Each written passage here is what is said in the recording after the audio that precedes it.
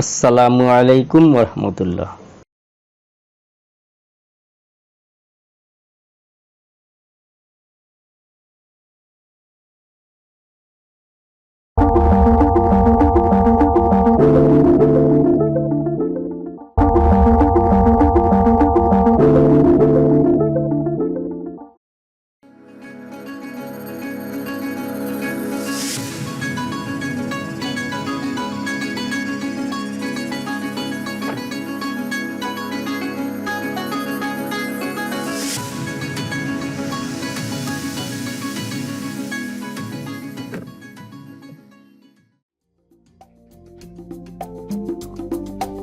ফিরে এলাম নতুন আরেকটি ভিডিও নিয়ে।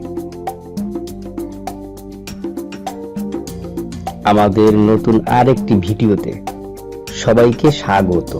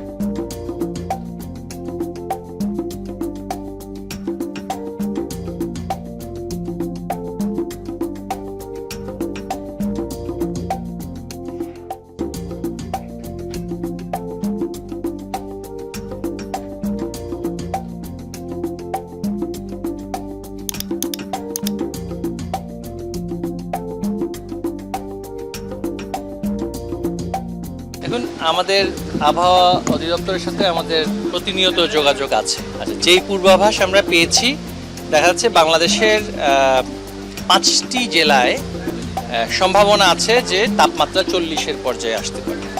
এবং তাপমাত্রা 40টা তো বাংলাদেশে এই মুহূর্তে নতুন নয়।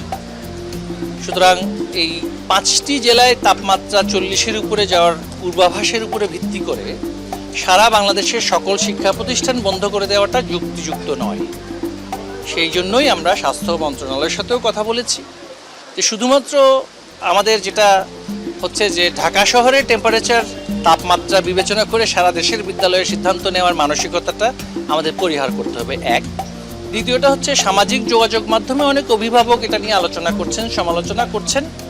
তো সেই আলোচনা সমালোচনার ভিত্তিতে রাষ্ট্র এবং সরকার পরিচালিত হয় না। অনেকে আমাকে বলছেন যে এটা অজনপ্রিয় হচ্ছে কিনা, কিন্তু আমাদের শিক্ষার্থীদের যেই শিখন যোগ্যতা, শিখন ফল অর্জন করার বিষয়টা, সেটা খুবই গুরুত্বপূর্ণ। নতুন কারিকুলামের কাজটা চলছে, তাই জনপ্রিয়তার নিরিখে আমরা সিদ্ধান্ত নিতে পারি না, বাস্তবতার নিরিখে নিতে হবে। আর ঢাকা শহরের তাপমাত্রাই বাংলাদেশের তাপমাত্রা নয়। কয়েকটি জেলায় সেখানে যদি অসহনীয় পর্যায়ে যায়, বিদ্যালয় সেখানে নিজস্ব পদ্ধতিতে সেখানে সিদ্ধান্ত নিতে পারে। তা আমরা এমনও দেখছি যে আমাদের বিভাগীয় শহরগুলোতে কিছু শীতাতপ নিয়ন্ত্রিত স্কুলও বন্ধ করে দিয়েছে অভিভাবকদের চাপে। তো এইটা তো গ্রহণযোগ্য নয়। আমরা এই ধরনের মানসিকতা যাতে পরিহার করি, আর এটা বাংলাদেশের ইতিহাসে কোনো সর্বোচ্চ রেকর্ডের কোনো তাপমাত্রা নয় না, এটা অবস্থা বুঝে আমরা ব্যবস্থা নিব। আর কিছু হলেই স্কুল বন্ধ করে দেওয়ার এত আলোচনা কেন আসে? স্কুলের উপরে, শিক্ষা প্রতিষ্ঠানের উপরে, মাদ্রাসার উপরে কেন এত আমাদের চাপ আসে যে সেগুলোকেই বন্ধ করতে হবে? বাংলাদেশে কি অন্য কোনো প্রতিষ্ঠান নেই? এখন সব কিছু খোলা থাকবে, আর আমাদের শিক্ষা প্রতিষ্ঠানগুলো বন্ধ থাকবে এই প্রত্যাশাটা খুবই যথাযথ নয়। আমাদের শিক্ষা মন্ত্রণালয় শিক্ষা পরিবারের যেই প্রতিষ্ঠানগুলো আছে আমরা সেখানে শিক্ষা কার্যক্রম চালু রাখতে চাই। আর বাংলাদেশে তো এর আগেও তো তাপমাত্রা বেড়েছে, তখন তো এভাবে করে বন্ধ। আর একটা বিষয় হচ্ছে আমাদের গ্রীষ্মের যে ছুটিটা, গ্রীষ্মের ছুটির যেই বর্তমান যে রুটিনটা সেটাতে কিছুটা পরিবর্তন আসতে পারে।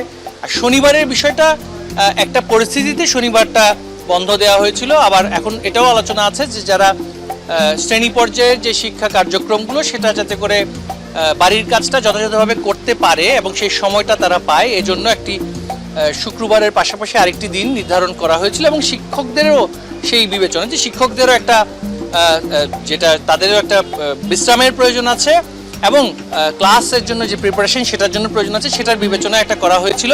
নতুন কারিকুলামের যে প্রক্রিয়া সেখানের মধ্যে পুরো বছর শনিবার বন্ধ রাখা উচিত কিনা সেটা নিয়ে আমাদের আলোচনা আছে। এটা এখন এই মুহূর্তে একটা সিদ্ধান্ত, যেহেতু আমরা ইতিমধ্যেই প্রায় 10 দিনের মতো স্কুল ডে আমরা কিন্তু মিস করেছি। 10 দিনের মতন আমাদের কাছ থেকে সেটা হারিয়ে গেছে।